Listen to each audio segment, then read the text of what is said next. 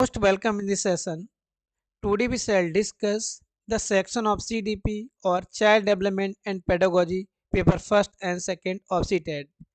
इस वीडियो में हम डिस्कस करेंगे सीडीपी के कुछ इंपॉर्टेंट क्वेश्चंस को जो कि मोस्ट बेनिफिशियल होंगे अपकमिंग सीटेट और यूपीटेट के एग्जाम के लिए। चलिए हम क्वेश्चन को डिस्कस करते हैं। First question, environmental factors that shape development include all the following except। विकास को आकार देने वाले पर्यावरणीय कारकों में निम्नलिखित को छोड़कर सभी शामिल हैं। तो यहाँ पर बात हो रही है इन्वायरमेंटल फैक्टर्स की। तो पहला हमारा quality of education environmental factor है जो कि हम स्कूल में गेन करते हैं, घर पे गेन करते हैं, कोचिंग में गेन करते हैं, मतलब फॉर्मल, इनफॉर्मल, नॉन फॉर्मल में। दूसरा हमारा हो जाता है क्वालिटी ऑफ न्यूट्रिशियंस, ठीक है, जो हम भोजन लेते हैं उसमें न्यूट्रिशन की क्वालिटी, ये भी हमारे इन्वायरमेंटल पे डिपेंड करती है। तीसरा हमारा कल्चर हो जाता है जो इन्वायरमेंट से रिलेट करता है। तो यहाँ पे जो हमारा राइट रिस्पॉन्स होगा वो होगा फिजिक या शारीरिक संरचना, जो कि डिपेंड होती है किसके ऊपर, हमारे हेरिडिटी या वंशानुक्रम के ऊपर। तो यहाँ पर ऑप्शन सेकंड आपका रहेगा राइट। बाकी तीन जो है वो इन्वायरमेंटल है और हमारा फिजिक या शारीरिक संरचना या बॉडी स्ट्रक्चर ये डिपेंड करते हैं हमारे हेरिडिटी के ऊपर। एंड नेक्स्ट क्वेश्चन है हमारा, सीमा learns every lesson very quickly but Lina takes longer to learn them. It denotes the developmental principle of। Seema her part को बहुत जल्दी सीख लेती है लेकिन लीना को उसे सीखने में बहुत अधिक समय लगता है। ये विकास का कौन सा सिद्धांत है? कंटिन्यूटी, निरंतरता का सिद्धांत, जनरल टू स्पेसिफिक, सामान्य से विशिष्ट की ओर, इंडिविजुअल डिफरेंसेस, व्यक्तिगत भिन्नता का सिद्धांत, तीसरा है हमारा इंटर रिलेशनशिप, अंतर संबंधी सिद्धांत। ठीक है, तो यहाँ पर बात हो रही है कि कौन सा सिद्धांत है। तो यहाँ पर हमारा होगा सिद्धांत इंडिविजुअल डिफरेंसेस का। ऑप्शन 3 हमारा राइट होगा यहाँ पर, जिसको बोलते हैं व्यक्तिगत भिन्नता का सिद्धांत। ठीक है, तो व्यक्तिगत भिन्नता का क्या मतलब है? हर बच्चे का जो लर्निंग का रेट होता है वो अप डाउन होता है, कोई बहुत तीव्र गति से सीखता है, कोई धीरे सीखता है और किसी ना किसी में वेरिएशन रहता है वहाँ पे।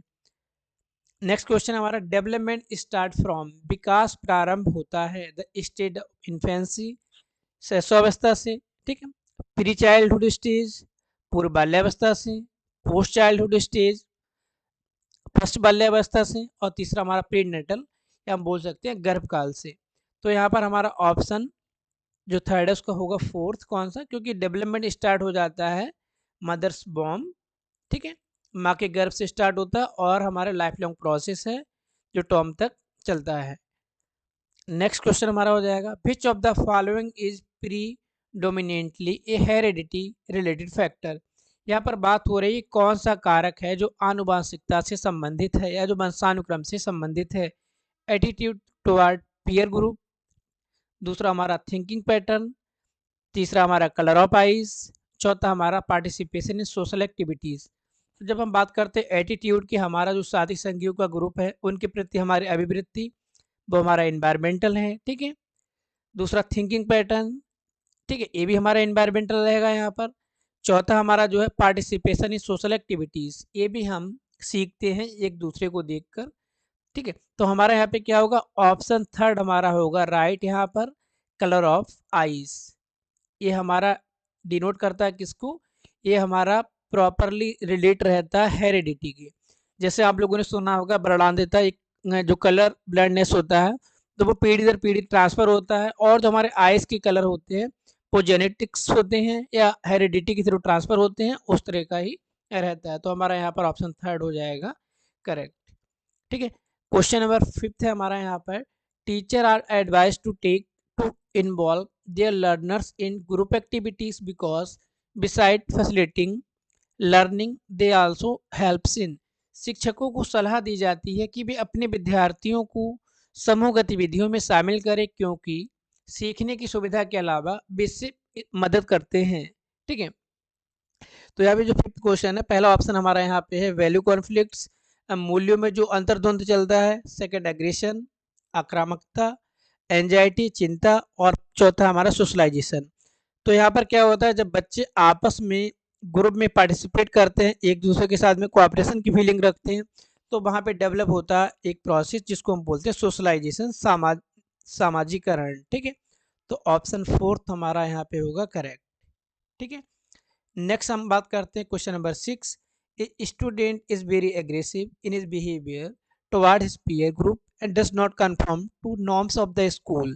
This student needs help in एक छात्र अपने सहकर्मी समूह के प्रति अपने व्यवहार में आक्रामक है और स्कूल के मानदंडों की पुष्टि नहीं करता है। इस छात्र को इसमें सहायता की आवश्यकता है, मतलब कौन से डोमेन में यहाँ पर आवश्यकता है छात्र को, जो जो उसके अंदर एंगरनेस या अग्रेसिव है, ठीक है। कॉग्निटिव डोमेन की हम बात करते हैं रिलेटेड टू माइंड, यहाँ पर हम जो कंटेंट पढ़ते हैं, ठीक है, उसको ग्रेस्प करना, उसको समझना, ठीक है।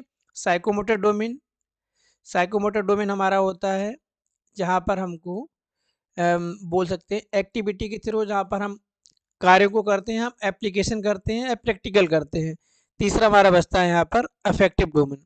अफेक्टिव डोमेन में क्या होता है, देखो कॉग्निटिव में यूज़ होता है ब्रेन का या हम बोल सकते हैं माइंड का, अफेक्टिव में यूज़ होता है हार्ट का, ठीक है, जिसको हम बोल सकते हैं मन भी बोल सकते हैं, या हृदय भी बोल सकते हैं। और साइकोमोटर में हम बात करते हैं जो हमारे मोटर ऑर्गन यूज़ होते हैं, चाहे हाथ हो या पैर हो, जिनके माध्यम से हम कोई भी काम करते हैं।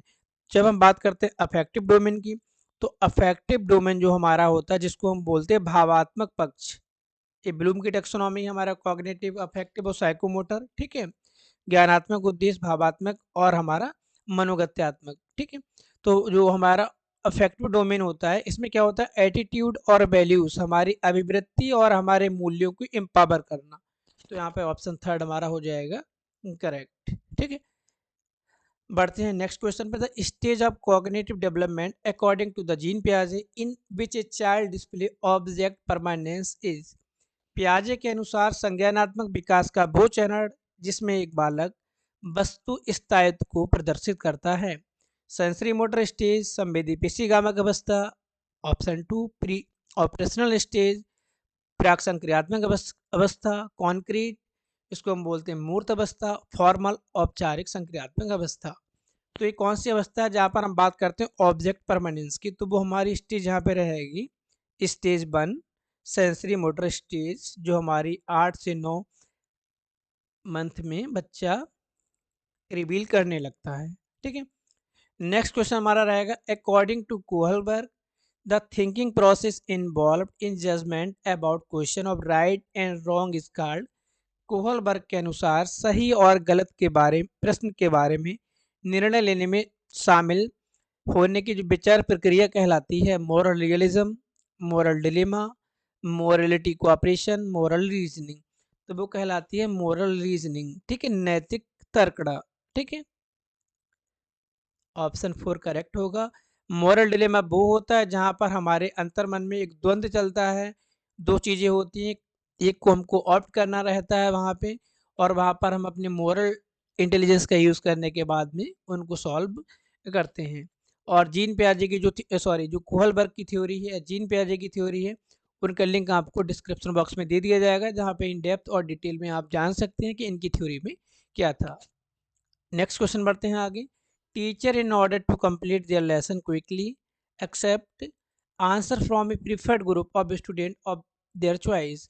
शिक्षक अपने पाठ को शीघ्रता से पूरा करने के लिए अपने पसंद के पसंदीदा छात्रों के समूह से उत्तर प्राप्त करने की अपेक्षा करते, ये दर्शाता है require skill of identify student who can answer the question more often. यहाँ पर पहला हो जाता है कि उन बच्चों को पहचानना जो क्विकली आंसर दे सकते हैं, ठीक है, टीचर की स्किल की बात हो रही है, ठीक है। दूसरा, is necessary to keep going in the class to cover the syllabus. उनका दूसरा उद्देश्य क्या है कि सिलेबस जो है उनका पाठ्यक्रम है उसको पूरा कराना न्यायोचित है। तीसरा, deprive other student to equal opportunity, यहाँ पर जो और बच्चे हैं उनको समान अधिकार से वंचित करना। Option 4, support student who take interest and become teacher's choice, उन बच्चों को सपोर्ट करना जो क्वेश्चन देने में रुचि लेते हैं और टीचर्स की पसंद की है। तो यहाँ पर हमारा तीसरा रहेगा, ठीक है, deprive other student to equal opportunity. अगर हम केवल एक टारगेट ग्रुप लेके आएंगे जो टीचर के फेवरेट है, अगर हम उसी से पूछेंगे तो जो और बच्चे होंगे वहाँ पर उनको समान अवसर जो होते हैं उनसे वंचित होना पड़ जाएगा, और जो हमारी टीचिंग लर्निंग की प्रोसेस है एक डायरेक्शनल वे में चली जाएगी और डिस्ट्रीब्यूशन इक्वल नहीं होगा। क्वेश्चन नंबर नेक्स्ट हमारा रहेगा 10, an effective way of reduce gender bias में बी, लैंगिक भेदभाव को कम करने का सबसे प्रभावशाली तरीका हो सकता है to run unisex school both male and female teachers, to run co-ed school with both male and female teachers, to run unisex school with only male teachers, sorry female teacher, to run co-ed schools with only female teachers. तो यहाँ पर हम बात करते हैं gender bias, जो हमारा gender, ठीक है, बायस को कम करने का। सीधी सी बात है कि ऑप्शन सेकंड हमारा यहाँ पे करेक्ट होगा। कैसे? To run coed school, coed school का मतलब जहाँ पे लड़के और लड़कियाँ दोनों पढ़ते हैं, ठीक है। उसके साथ साथ में वहाँ पे जो टीचर रहेंगे वो मेल और फीमेल दोनों रहेंगे। इससे क्या होगा? लैंगिक भेदभाव को कम किया जाएगा।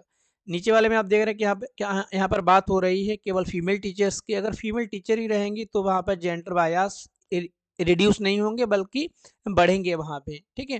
तो यहाँ पर ऑप्शन सेकंड हमारा करेक्ट होगा, ठीक है, टू रन कोएड स्कूल, ठीक है, with both male and female teachers. Next question रहेगा, high drop out rates in primary classes can be attributed to the following except. प्राथमिक कक्षाओं में उच्च ड्रॉप आउट दर के लिए निम्न में से छोड़कर कौन जिम्मेदार ठहराया जा सकता है। यहाँ पर बात हो रही प्राइमरी कक्षाओं में एडमिशन लेने के बाद में उसको बीच से छोड़ देना।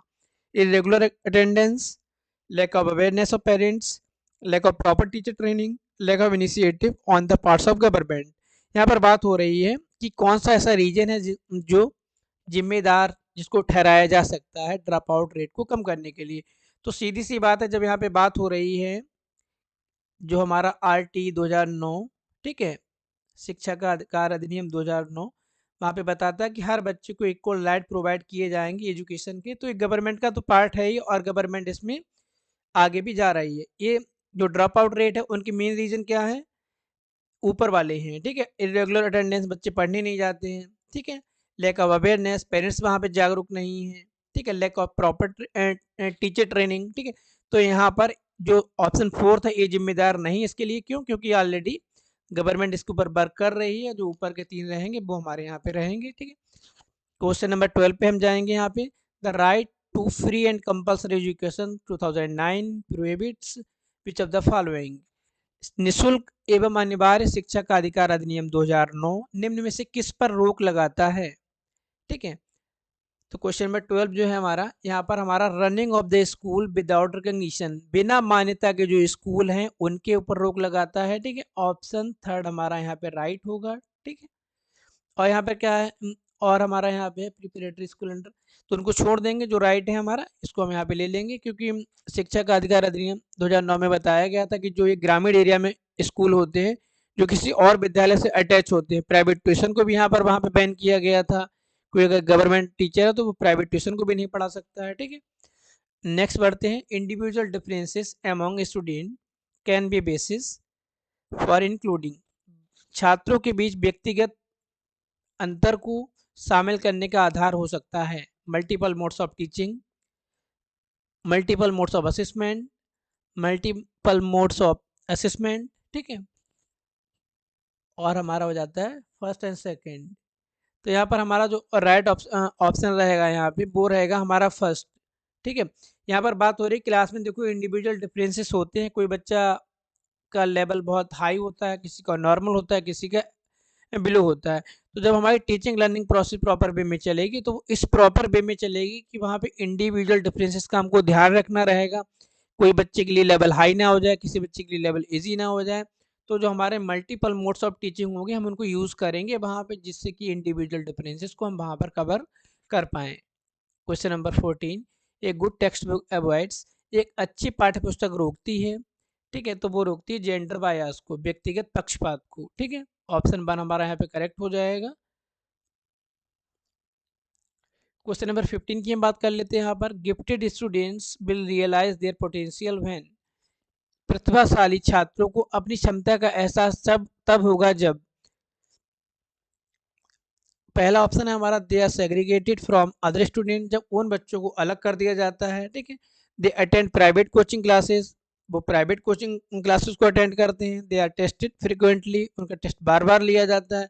They learn with other students, जब वे बच्चे सामान्य बालकों के साथ में या अदर बालकों के साथ में समझने लगते हैं। तो अब ये प्रतिभाशाली बच्चे कहे जाएंगे। ऊपर के जो 3 ऑप्शन है वो वहाँ पे रिवील करते हैं कि ये बच्चे ओवर कॉन्फिडेंट हो जाते हैं और नॉर्मल बच्चों को साथ लेकर नहीं चलते हैं। जब कोई गिफ्टेड स्टूडेंट है, अगर वो अपने से कमज़ोर बच्चों को साथ में लेके नहीं चलता है, तो वहाँ पर क्या होता है कि हम ऊपर के जो 3 ऑप्शन है वो हमारे सपोर्ट करेंगे। जो फोर्थ ऑप्शन है, इस बच्चे को हम मान के चलेंगे कि वो बच्चा प्रतिभाशाली है। प्रतिभाशाली बच्चे का मतलब बच्चा पढ़ने में अच्छा, लेकिन और जो नॉर्मल बच्चे हैं उनको भी साथ लेकर चलता है, उनको भी लर्निंग में हेल्प करता है।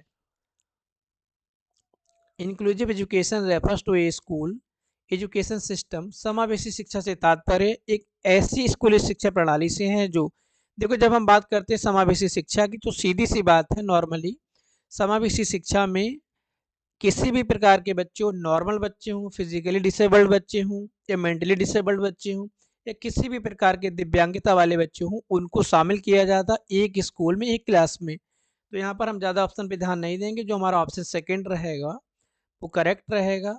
क्या? Include children regardless of physical, intellectual, social, linguistic and differently abled condition. किसी भी बच्चे को बिना किसी भेदभाव के, चाहे वो शारीरिक रूप से हो, चाहे मानसिक रूप से हो, चाहे सामाजिक रूप से हो या भाषाई रूप से हो या कोई भी विकलांगता या दिव्यांगता हो, हम उसके ऊपर ध्यान नहीं देंगे और बच्चे को स्कूल में हम एडमिशन देंगे, एडमिट करेंगे। ठीक है। नेक्स्ट क्वेश्चन हमारा dyslexia is associated mainly with difficulties in. Dyslexia की बात हो रही है तो वो रीडिंग से रिलेटेड है हमारा। ठीक है। यहाँ पे ऑप्शन 4 हमारा हो जाएगा करेक्ट।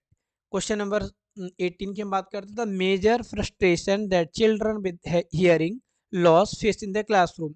श्रवण हानि से पीड़ित बच्चा या बच्चों को सबसे बड़ी निराशा का सामना करना पड़ता है कब? ठीक है। The inability to read the prescribe text book.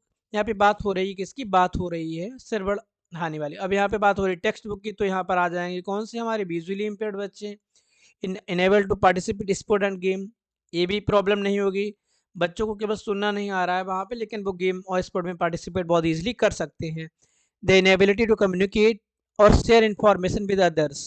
तो यहाँ पर ऑप्शन जो थर्ड है हमारा वो करेक्ट होगा। क्यों? क्योंकि बच्चे को हियरिंग लॉस की प्रॉब्लम है। जब हियरिंग लॉस की प्रॉब्लम है तो रिसीविंग एंड रिस्पॉन्डिंग की जो प्रोसेस होगी या कम्युनिकेशन की जो प्रोसेस होगी, बहुत ज़्यादा बैरियर्स रहेंगे वहाँ पे और बच्चा चीज़ों को समझ नहीं पाएगा और शेयर भी नहीं कर पाएगा। ठीक, ऑप्शन थर्ड हमारा यहाँ पे हो जाएगा correct. Question number 19, the doing aspect of behaviour falls in. पहले भी अभी बात की है ब्लूम की टैक्सोनॉमी की। ठीक है। Cognitive, affective and psychomotor. Cognitive related to the brain और माइंड। ठीक है। और जब हम बात करते हैं अफेक्टिव की, तो अफेक्टिव वाला करता है हार्ट से या हृदय से। और तीसरा हमारा रहता है वहाँ पे साइकोमोटर, जो जिसमें यूज होते हैं हमारे motor organ. Doing aspect behaviour, ये हमारा आ जाता है कॉग्निटिव में। ठीक है। कॉग्निटिव को ही हम बोलते हैं साइकोमोटर डोमेन। तो हमारा यहाँ पे ऑप्शन थर्ड होगा करेक्ट। ठीक है। कॉग्निटिव संज्ञानात्मक होता है, कॉग्निटिव हमारा मनोगत्यात्मक होता है, इसको हम बोलते हैं साइकोमोटर। ठीक है। क्वेश्चन नंबर हमारा 20 आ जाएगा। A students work hard to clear an entrance test for admission into medical college, the student said to be motivated. एक छात्र मेडिकल कॉलेज में प्रवेश के लिए प्रवेश परीक्षा पास करता है, ठीक है, करने के लिए कड़ी मेहनत करता है, तो कहा जाता है विद्यार्थी किस तरह से मोटिवेटेड है वहाँ पे। अगर एक बच्चा अपने मेडिकल एग्ज़ाम को देने के लिए इंटरनली वहाँ पे मोटिवेट होगा, तभी वो कड़ी मेहनत वहाँ पर करेगा। अगर एक्सटर्नली मोटिवेट होगा तो वो वहाँ पर लोगों को देखेगा बाहर और चीज़ों को उस वे में नहीं करेगा। ठीक है। तो यहाँ पर हो जाएगा हमारा इंटरनल मोटिवेशन या आंतरिक अभिप्रेरणा। तो यहाँ पर ऑप्शन फर्स्ट हमारा होगा करेक्ट। ठीक है। तो यहाँ पर हमने सीडीपी सेक्शन के 20 क्वेश्चन को डिस्कस किया है। कोई कंफ्यूजन, कोई प्रॉब्लम तो आप लोग कमेंट कर सकते हैं। Thank you.